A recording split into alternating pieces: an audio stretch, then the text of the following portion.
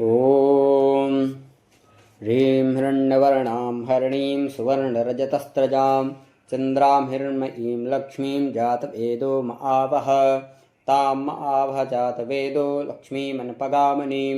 यस्यां हिरण्यं विन्देयं गामस्वं पुरसानहम् अश्वपूर्वां रथमद्यां हस्तिनाथप्रमोदिनीं श्रियं देवीमुपह्वये श्रीरमा देवी जुषताम् कां सोस्मितां हिरण्यप्राकाराम् आर्द्रां ज्वलन्तीं तृप्तां तर्पयन्तीं पद्मे स्थितां पद्मवर्णां तामिहोपह्वये श्रियं चन्द्रां प्रभासां यशसा ज्वलन्तीं श्रियं लोके देवजुष्टामुदारां तां पद्मनीमीं शरण अहं प्रपद्ये अलक्ष्मीर्मेन सदां त्वां वृणे आदित्यवर्णे तपसोऽधिजातो वनस्पतिस्थो वृक्षोऽतिबिल्वः तस्य फलान् तपसानदन्तु मायान्तरायाश्च बाह्या लक्ष्मीः उपैतु मां देवसखः कीर्तिश्चामणिना सह प्रादुर्भूतोऽस्मि राष्ट्रेऽस्मिन् कीर्तिमिद्यं ददातु मे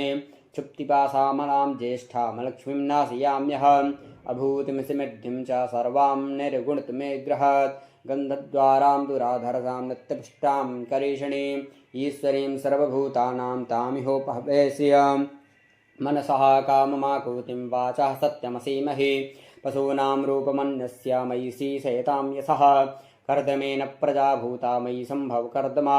श्रियं वासय मे कुले मातरं पद्ममालिनीम् आपः सृजन्तु सिद्धानि चिक्लीतवसमयि गृहे निचदेवीं मातरं श्रियं वासय मे कुले आर्द्रां पुष्करणीं पुष्टिं पिङ्गलां पद्ममालिनीं चन्द्रां हिरण्मयीं लक्ष्मीं जातवेदो आवह आर्द्रां यः कर्णीं यष्टिं सुवर्णां हेममालिनीं सूर्यां हिरण्मयीं लक्ष्मीं जातवेदो महावः तां मावः जातवेदो लक्ष्मीमनपगामिनीं यस्यां हिरण्यं प्रभूतं गावो दास्यो स्वानबिन्देयं पुरुषानः यः शुचिप्रेतो भूत्वा जुह्यादाज्यमन्वः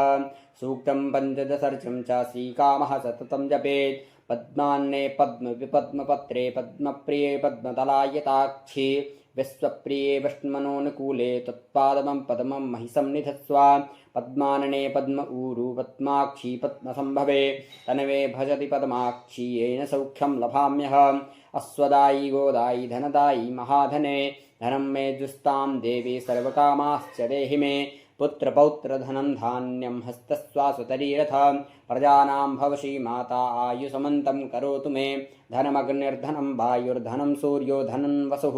धनमिन्द्रो बृहस्पतिर्वरुणो धनमस्विना वैनते सोमं पिबतु मित्रः सोमं धनस्य सोमिनो मह्यं ददातु सोमिनः न क्रोधो च न मात्सर्यं न लोभो न शुभामतिः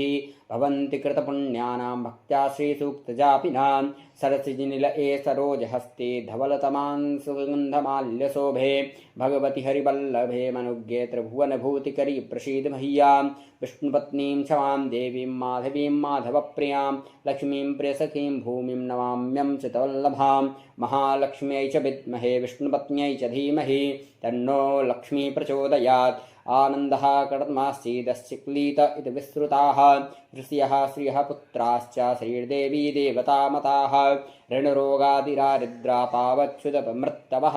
भयशोकमनस्तापा नश्यन्तु मम सर्वदा श्रीवर्चस्वमायुष्यमारोग्यमाभिदाक्षोभमानं महीयते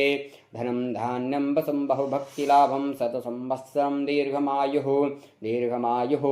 दीर्घमायुः।